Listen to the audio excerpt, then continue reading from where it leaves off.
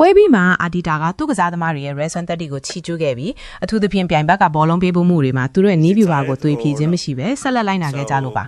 နောက်ဆုံးမှာအနိုင်ကိုရရှိခဲ့တဲ့အတွက်ကျင်းနဲ့မိကြောင်းနဲ့ဒီနိုင်ပွဲကသူတို့ကိုဖီးမီးယားလိရှယ်ယာထိပ်ကိုပြန်ပို့ပေးခဲ့တယ်လို့ပြောကြားခဲ့ပါတယ်ဒါအပြင်တချို့ဆုံးဖြတ်ချက်တွေပေါ်စိတ်ပြတ်မိကြောင်းနဲ့အသင်းအနေနဲ့ထပ်ပြီးတိုးတက်ဖို့လိုအပ်သေးတယ်လို့ပြောခဲ့